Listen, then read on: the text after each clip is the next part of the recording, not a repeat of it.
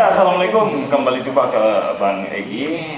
Kita mau ngobrol soal mediasi. Bang Egy kemarin kan ada proses mediasi yang akhirnya belum ditandatangani oleh tim kuasa dari penggugat prinsipal. Nah, kemudian next ini kan katanya juga masih ada proses dalam tanda kutip mediasi. Nah, bagaimana yang akan direncanakan oleh Bang Egy dan kawan-kawan? Pertama, kita melihat ada cacat logika. Saya lebih istilahnya dengan cacat logika, ya, senang gitu, karena kalau logikanya udah cacat, apalagi tidak berlogika, itu ujungnya pasti kekacauan dan ketidakpatuhan kepada hukum itu sendiri. Cacat logikanya begini.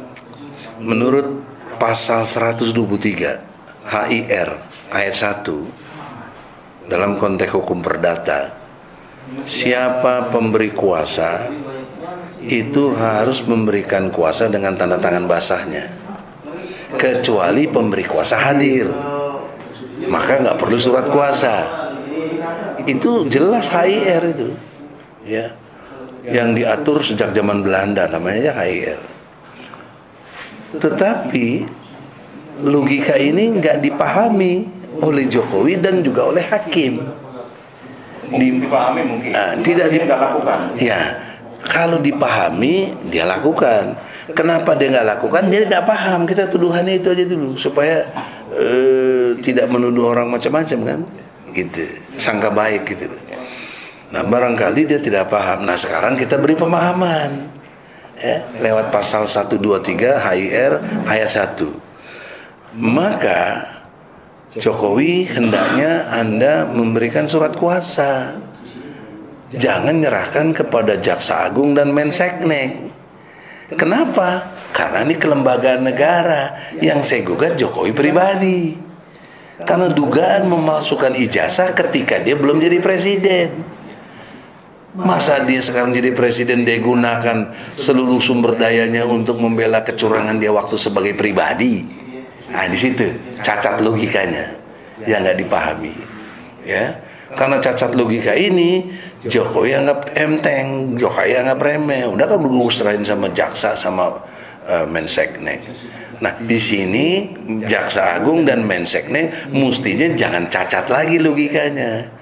Jangan karena perintah bosnya, dia posisi sebagai anak buah, dia nggak berani bicara. Harusnya dia bicara, Pak Presiden, ini tidak benar.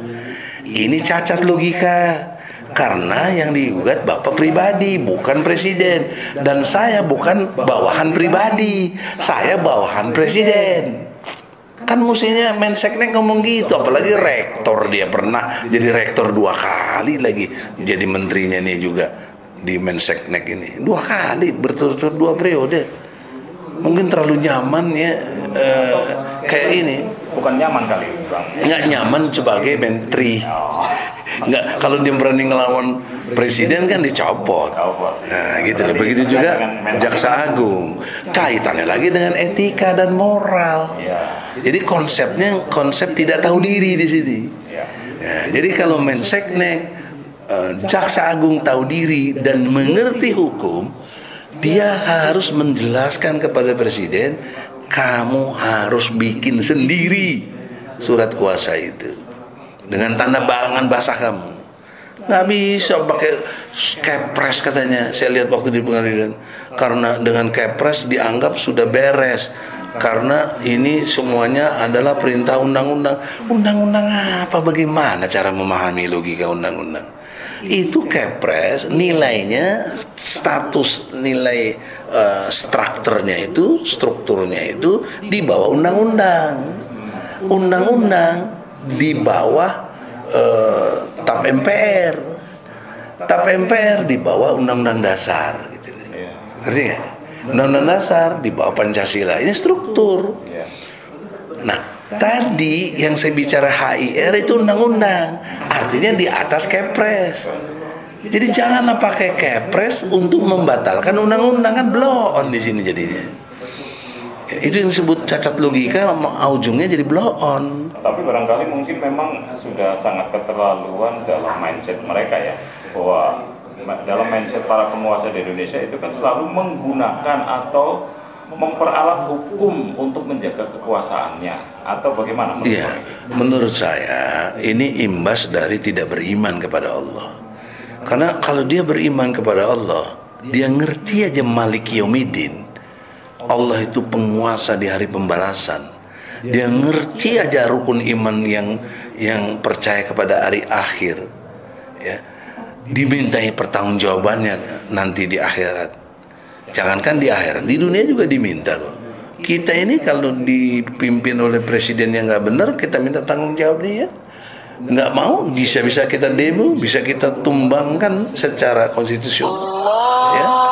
Maka oleh karena itu di dalam konteks kita melakukan satu nota protes kita ini lewat podcast antara lain supaya dimengerti bahwa kita ini intelektual, kita ini punya dasar ilmu, kita ini bukan kumaha aing sesunama, ya, bukan maunya gua aja, kagak, tapi ada pemahaman yang menerangkan. Dan dalam doktrin Islam, ilmu imamu amal, jadi ilmu itu yang memimpin amal kita. Amal kita jadi soleh, jadi baik karena dasarnya ilmu. Nah, jadi makanya presiden jangan pelongo-pelongo, harus yang berilmu gitu loh. Yang berilmu ya. Jadi kalau nggak berilmu bagaimana? Itu namanya kaum intelektual. Nah, lebih jauh dari itu lagi, ya, hakim sudah saya ingatkan 3 kali sidang. Hakim Palu. Sekarang kan hakim mediasi. Hakim mediasi udah 2 kali. Nanti Kamis depan di mediasi lagi yang ketiga. Baru 2 kali. Ya baru 2 kali ya, untuk mediasi. Kalau yang hakim Palu udah 3 kali.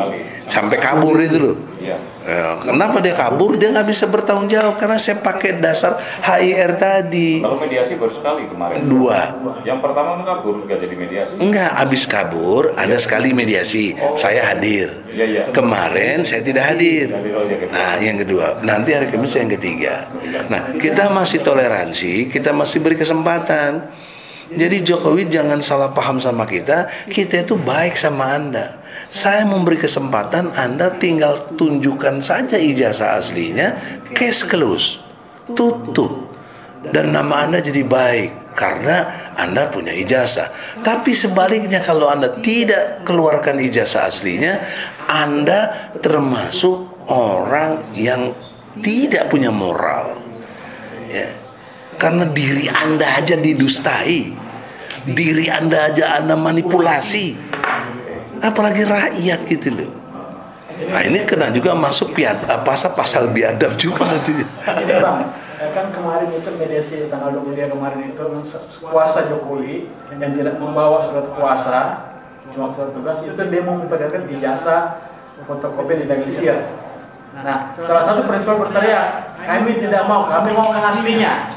Ya kan, akhirnya ditunda lagi. Dan dia tidak bisa nunjukin yang asli kan? Tidak bisa.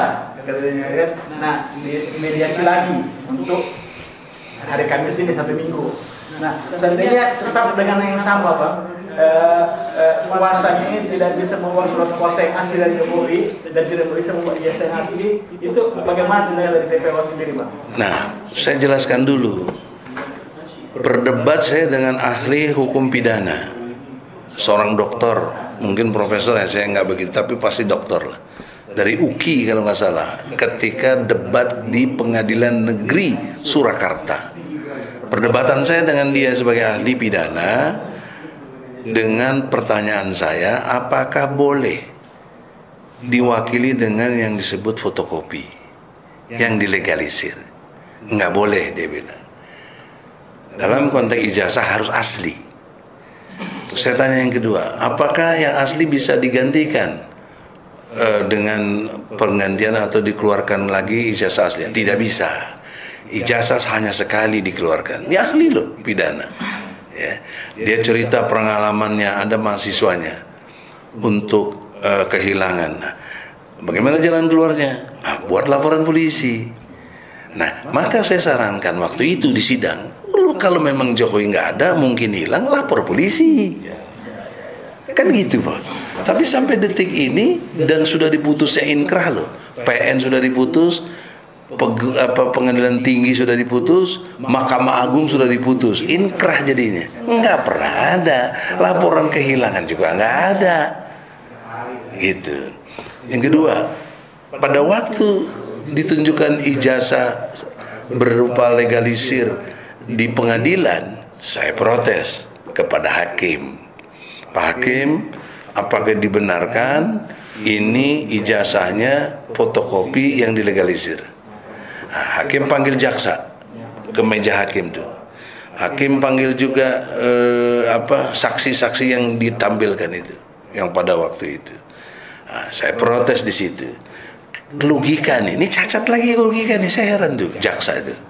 Karena dalam hukum pidana format, ingat lagi ya, format pembuktian itu bebannya ada pada jaksa. Karena pidana, karena dia menangkap orang dan nanti hakim menghukum, maka harus dibuktikan oleh jaksa ijazah aslinya. Nah, itu yang saya tuntut, tidak bisa ditujukan oleh jaksa. Dan jaksa dengan lugu, kalau sini lugu, nggak bisa dibilang blon, lugu ya. Kenapa lugu? Dia mengatakan cuma ini bukti yang saya dapat dari polisi gitu. Itu jaksa ngomong begitu, saya ingat sekali itu di depan hakim.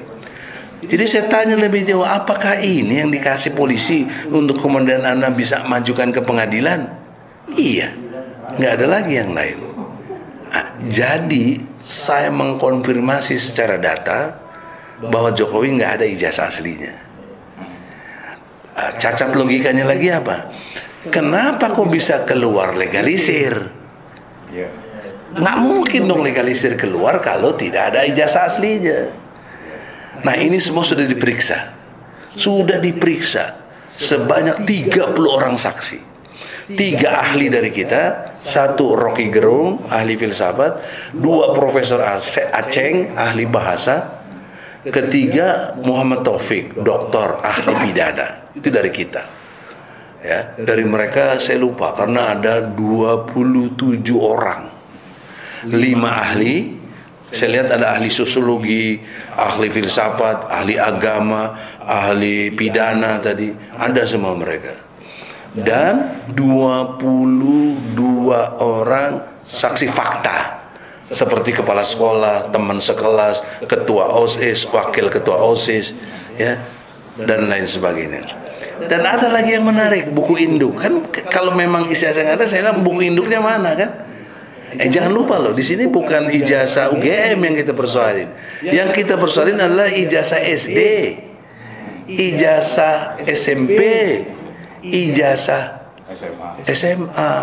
Mana yang UGM belum kita persoalin waktu di PN Solo itu. Baru kita persoalkan di PN Jakarta Pusat. Nah, jadi mohon jangan cacat logika.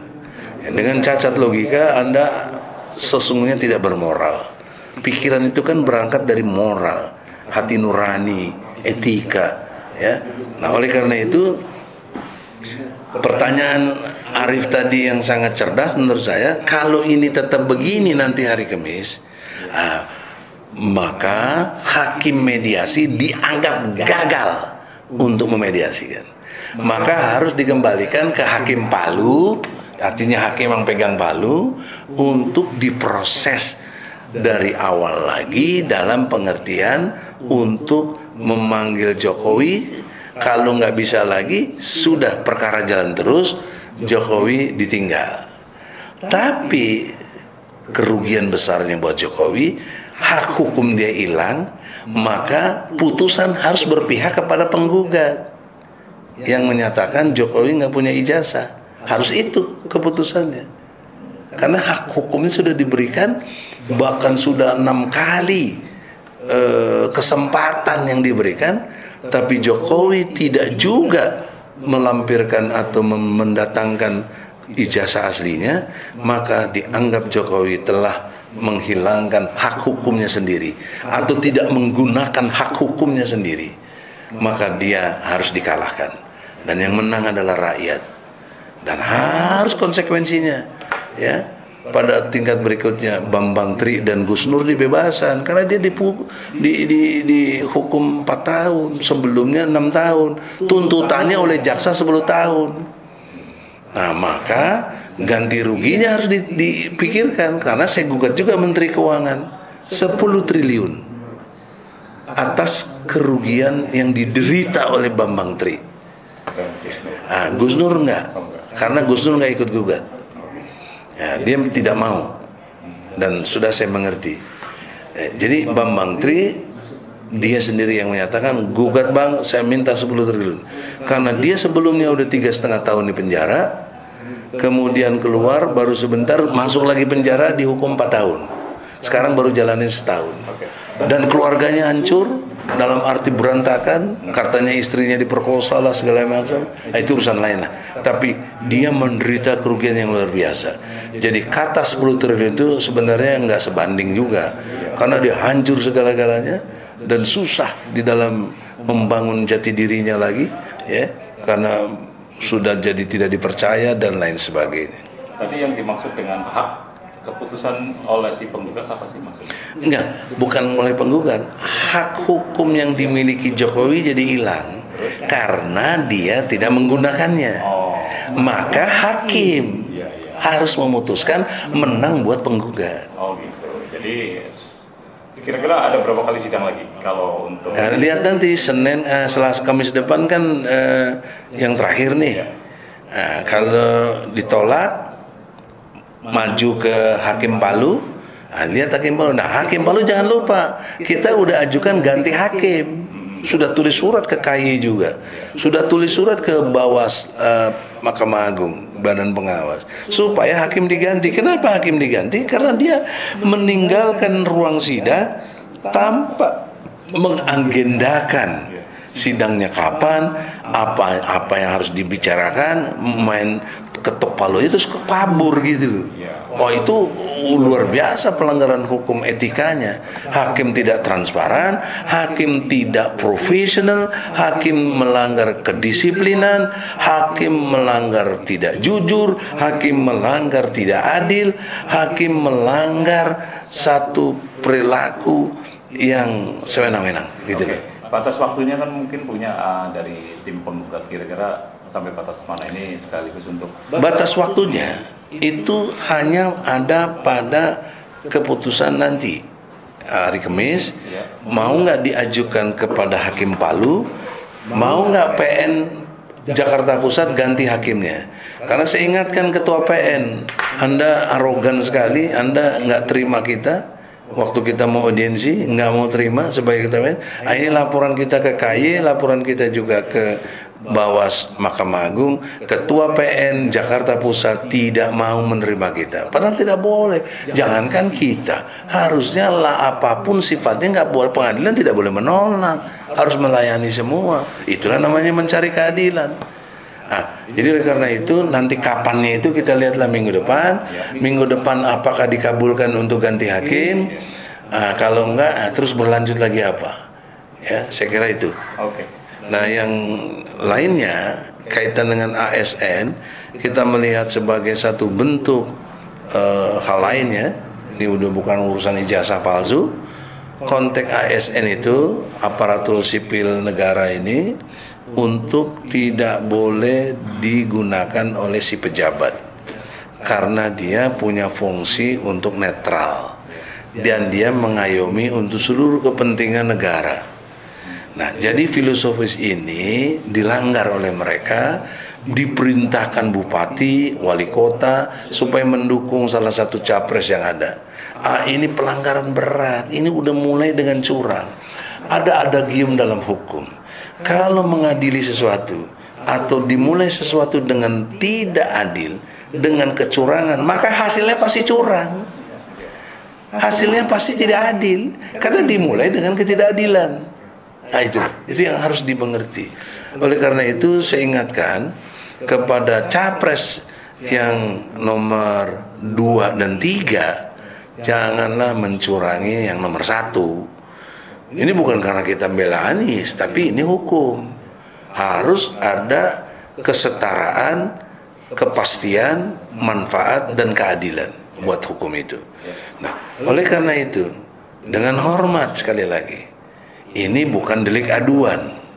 Jadi pihak kepolisian Jangan justru menjadi tidak netral. Nah, saya senang Panglima yang baru sudah statement mau netral.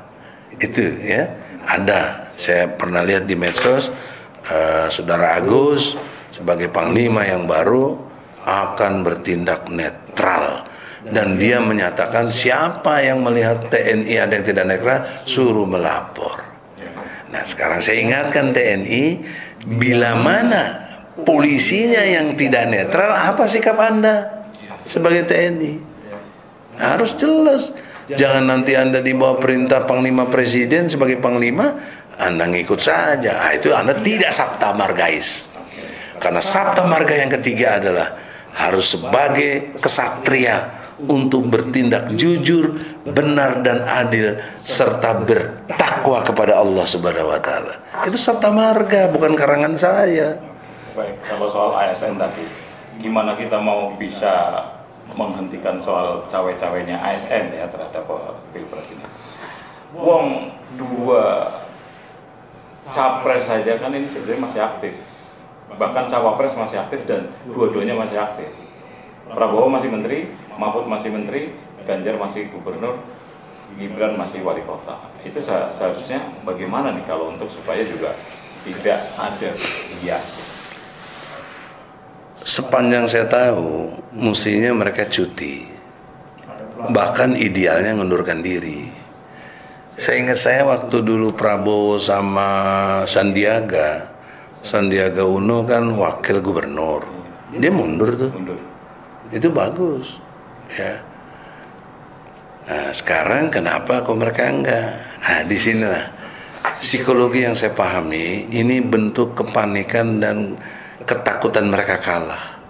Sebab kalau mereka mengundurkan diri atau cuti, mereka nggak bisa gunakan jabatannya. Nah, disinilah yang disebut abuse of power. Jadi penyalahgunaan wewenang.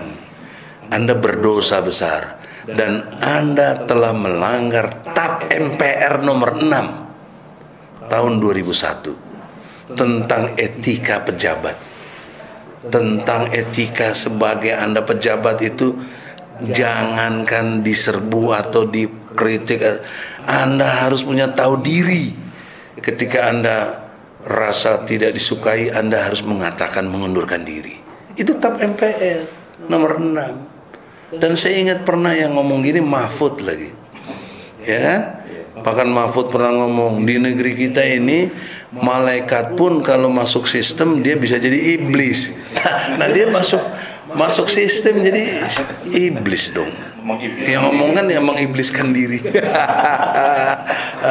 Nah, itu contoh gitu. Nah, jadi oleh karena itu tidak bermaksud provokasi atau menjudge orang, omongan dia sendiri kok. Kita kan logikanya sehat, bukan cacat. Jadi kita mengerti begitu gitu. Nah, kemudian yang selanjutnya, di dalam konteks kita harus mengerti ya, supaya himbauan moral ini didengar betul. Ada ya, ini karena di sini yang harus dilihat sebagai satu bentuk moral yang tinggi oleh Allah. Dikatakan di sini surat Al-Isra ya, surat ke-17 ayatnya 36. Dan janganlah kamu mengikuti sesuatu yang tidak kamu ketahui, karena pendengaran, penglihatan, dan hati nurani, semua itu akan dimintai pertanggungjawabannya. Pertanyaan saya, hei para pejabat, hei yang jadi capres cawapres, Anda tahu nggak etika moral ketika ada jabat? Anda tahu nggak TAP MPR nomor 6 tahun 2001 untuk supaya Anda itu tidak terjebak ke dalam pelanggaran, Anda harusnya mengundurkan diri, setidaknya cuti. Tahu nggak? Ah, kalau nggak tahu saya beritahu. Nah, sudah diberitahu Anda nggak mau tahu, nanti pendengaran ini kan istilahnya pendengaran Allah, tapi intinya adalah informasi. Informasi masuk nggak ke telinga kau itu, mendengar tentang ilmu hukum yang benar ini, fakta data, pakai matamu lihat. Ada nggak kamu pernah baca undang-undang untuk itu? Ya kan? Hatimu menilailah, menilai bagaimana dari pendengaran itu informasi, dari penglihatan itu fakta data, baru hati memutuskan. Nah, kemudian yang menarik dalam tadabbur Quran di sini ya, tadi kan 1736. Sekarang Al-A'raf surat 7 ayatnya 179. Nah, 179 mengatakan, dan sungguh akan kami isi neraka jahanam, ya. Banyak dari kalangan jin dan manusia, mereka memiliki hati, tetapi tidak dipergunakannya untuk memahami ayat-ayat Allah, dan mereka mempunyai mata, tetapi tidak dipergunakannya untuk melihat tanda-tanda kekuasaan Allah, dan mereka mempunyai telinga, tapi tidak dipergunakannya untuk mendengarkan ayat-ayat Allah. Mereka seperti hewan, binatang ternak, bahkan lebih sesat lagi. Mereka itulah orang-orang yang lengah. Jadi mereka itu, ya, ulaika kal an'am balhum adol. Jadi lebih sesat dari binatang. Nah, pertanyaan seriusnya, kenapa waktu itu 1736 dibilangnya pendengaran dulu, baru mata, baru hati? Kok di surat 719 kok hati dulu, baru mata, baru pendengaran? Nah, ini kedua objektivitasnya di dalam alam yang berbeda. Yang 1736 ketika dia hidup, maka fungsinya informasi lebih dulu ditanya, pendengaran. Fakta-fakta datanya apa? Matanya, ya, dan hatinya memutuskan, karena di dunia kan. Nah, yang surat 719 kondisinya sudah mati orang itu, maka isi neraka jahanam. Jadi isi neraka jahanam adalah orang yang disfungsional hatinya. Artinya kenapa dia dulu memutuskan itu, ya? Kenapa dia tidak hati-hati? Informasinya dari mana? Fakta datanya dari mana? Nah, dia mengabaikan itu semua, maka sama seperti bahkan lebih rendah dari binatang ternak. Contohnya kambing. Kambing punya kuping, kambing punya mata, kambing punya hati. Enak digulai, enak disate. Ya kalau manusia, ya. Dan kambing mendengarkan, tapi kambing tidak mengerti apa yang dia sebut. Kambing ini ada kambing itu kita khusus atau kita usir kambing itu, kabur dia karena dia dengar. Kecuali kambing conge, ya itu, tapi dia nggak mengerti. Ini ngomong apa sih ini? Ya, barangkali Bang Egy gini, Bang Egy. Ini kan jadi sekarang itu pejabat-pejabat yang ada banyak yang nggak tahu diri, udah karena dia lebih rendah dari binatang gitu. Itu kan kaitannya dengan tadi moral dan hati. Iya, awalnya. Padahal kan sebetulnya sudah ditujukan sama Allah. Yeah. Tapi kenapa sekarang masyarakatnya juga membebek aja? Kok dia tidak melakukan protes? Karena apa? Kalau kita memilih pemimpin yang tidak punya moral, padahal sudah diingatkan melalui Al-Quran, dan tidak punya hati yang dipakai tadi, ini kan juga nanti hasil keputusan atau kebijakan yang akan dilakukan juga mungkin itu tadi lebih rendah dari kebijakan binatang. Gimana menurut ya, problem seriusnya rakyat Indonesia ini banyak ya, nggak semua itu bodoh dan miskin. Nah, kebodohan dan kemiskinan inilah problem serius bangsa kita. Sebagai contoh misalnya, 67%. Ini yang ngomong saya baca di Kompas. Anda boleh aja ya. Kompas tanggal 9 Desember tahun 2022 memberitakan bahwa separuh lebih penduduk Indonesia kekurangan gizi. Nah, gizi itu kan menjadikan orang otaknya lemot, jadi blow on gitu. Separuh lebih loh, Bos. Dan saya lihat grade pendidikan lebih banyak yang lulus itu tidak tamat SD, baru yang tamat SD grade-nya begitu. Yang profesor doktor, saya bersyukurlah kepada Allah ya, bisa ditempatkan yang 0,0 berapa gitu, sedikit sekali. Ya. Jadi dengan kebodohan ini ditambah dengan kemiskinan, jadi mereka tidak punya nilai strategis gitu loh. Gampang dibohongi, gampang disogok, disuap. Dikasih 200.000 senang sekali, padahal dia lupa sengsaranya 5 tahun. Ya. Nah, itu problem serius. Makanya bagi penguasa yang zolim, dia lebih senang rakyatnya bego. Dia nggak mau rakyatnya pintar. Nah, ini kritik saya kepada dunia pendidikan. Pokok dasar masalahnya adalah sekularisme. Ya, jadi SD, SMP, SMA, universitas ini di bawah Kementerian Pendidikan Nasional, dulu Mendikbud. Ya. Sebelah sini Ibtidaiyah, Sanawiyah, Aliyah, IAIN, sekarang UIN di bawah Kementerian Agama, dulu Depak, Departemen Agama. Ini jurusannya akhirat, ini jurusannya duniawi, urusannya pisah. Substansi orientasi kurikulumnya juga banyak keterpisahannya. Dan anak didik oleh orang tua lebih bangga jadi dokter, jadi sarjana hukum, jadi insinyur, jadi arsitek, jadi yang sifatnya duniawi. Jarang ada orang tua bangga anaknya untuk jadi ulama. Enggak ada, jarang. Kalaupun ada sedikit lah.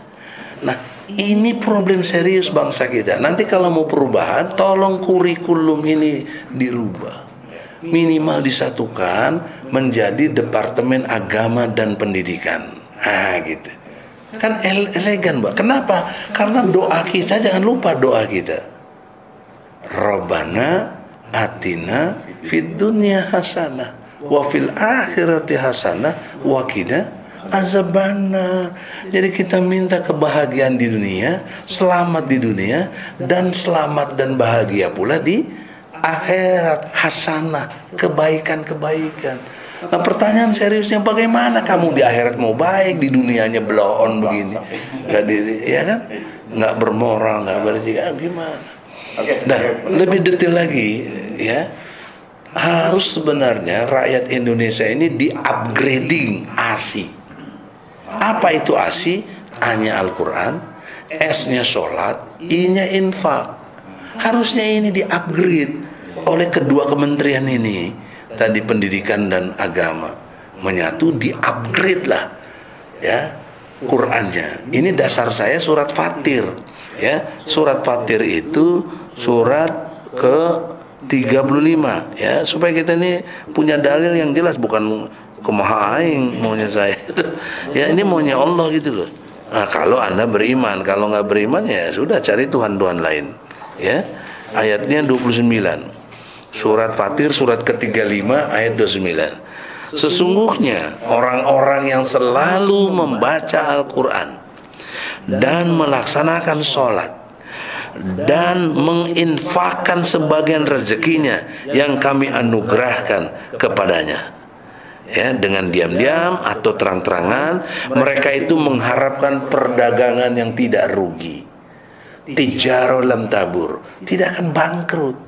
Jadi kalau bangsa ini di-upgrade, Qurannya dipahami dengan baik, dididik dengan baik, tercerahkanlah menjadi sumber daya manusia yang the best. Ya, karena disinari, dicahayai, dibimbing, diberi petunjuk oleh Al-Quran yang sumbernya dari Allah, dan ditraining secara massal dengan sholat. Dan sholat janji Allah dapat mencegah keji dan mungkar. Saya penelitian kecil-kecilan di Bogor, karena saya tinggal di Bogor. Saya lihat penjara ya, di sana kurang lebih ada 3 penjara ya, untuk dilihat penghuni-penghuninya itu ternyata lebih banyak yang tidak sholat. Kalaupun sholat, sholatnya berantakan. Logika terbaliknya, kalau dia sholatnya benar kan nggak mungkin masuk penjara. Tercegah dong dari keji dan mungkar. Nggak mungkin dia nimpe orang, nggak mungkin dia bohongin orang, nggak mungkin dia fitnah orang, dan lain sebagainya. Nah, yang mengerikan hasil penelitian dari Melbourne University yang saya pernah dengar dari seorang profesor juga ya, itu 73% rakyat Indonesia tidak bisa baca Quran. 73%.